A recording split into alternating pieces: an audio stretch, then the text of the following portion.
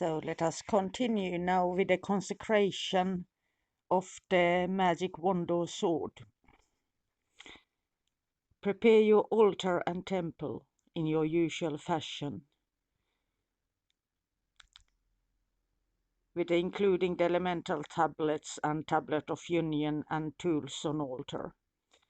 For the simple which you should start before the ritual, and a cup full of water, not the water cup you might be that is not yet consecrated, your magic wand or sword, depending on which you are consecrating, should be on your altar.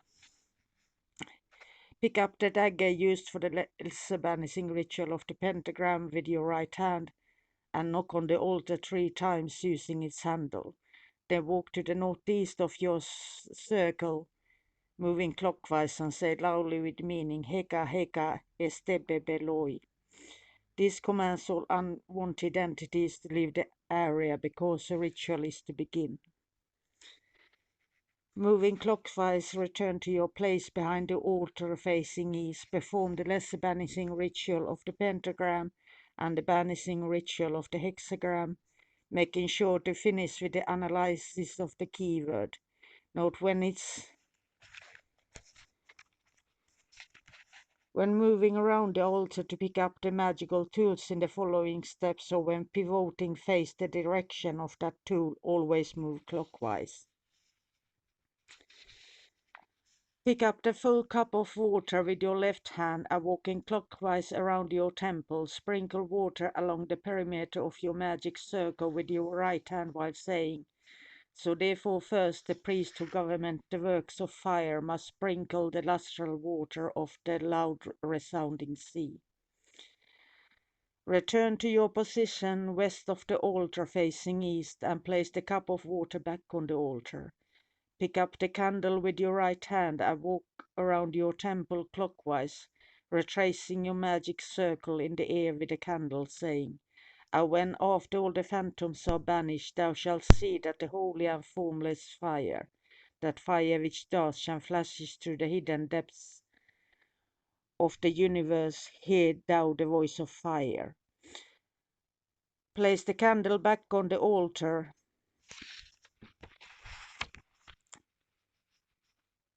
and move clockwise to the northeast corner of your circle and face that direction. Say the following, visible sun in the dispenser of light on the earth, let me therefore form a vortex in this chamber, that the invisible sun of the spirit may shine therein from above.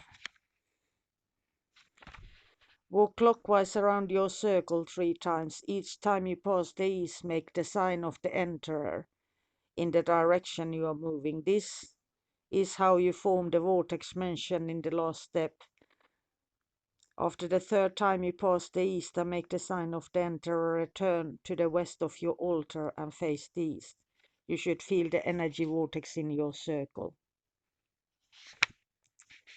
Make the sign of the enterer and say, Holy art thou, Lord of the universe. Make the sign of the enterer again and say, Holy art thou, whom nature had not formed. Make the sign of the enterer 1 more time and say, Holy art thou, the vast and mighty one, Lord of the light and of silence. Perform the analysis of the keyword, but instead of letting the divine light descend upon you, visualize the divine light as a sphere of white light descending upon your magic wand or sword, depending on which you are consecrating, and see the implement glowing with this white light. As you contemplate the instrument's glow, hold your hands above it, palms facing down as if blessing it, and say the following, making sure to vibrate the names in bold capital letters.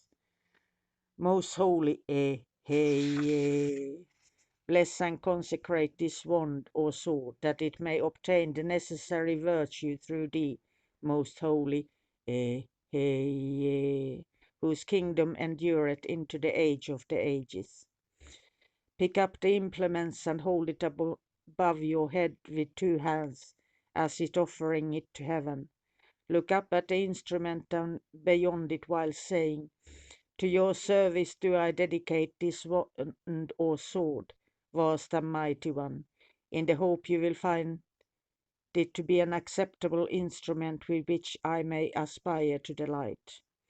Lower your wand or sword, and still holding it with two hands, perform the middle pillar ritual,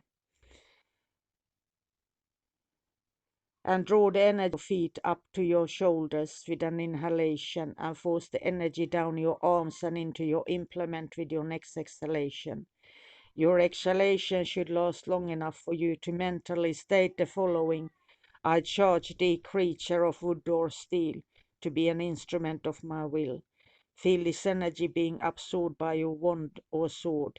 Repeat this channeling of energy 6 or 7 times, and with each exhalation mentally repeat the given affirmation.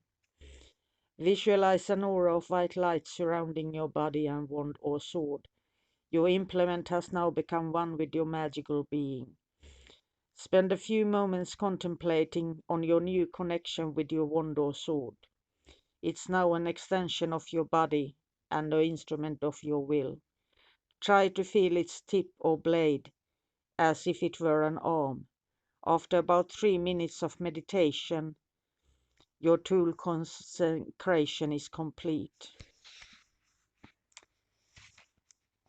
After you perform whatever magical work you want to accomplish and are ready to end the ceremony, say the following: Unto thee, soul wise, soul eternal, and so merciful one, be the praise and glory forever, who has permitted me, who standeth humbly before thee, to enter this far into the sanctuary of the mysteries. Not unto me, but unto thy name be the glory. Let thy influence by thy divine ones descend upon my head, and teach me the value of self-sacrifice, so that I shrink not in the hour of my trial, but that as my name be written on high, and my genius stand in the presence of the holy ones.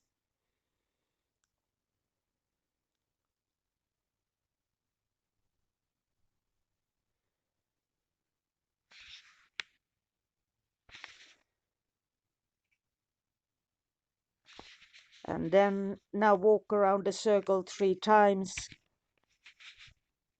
counterclockwise. Give the sign of the enter as you pass to the east in the direction you are walking.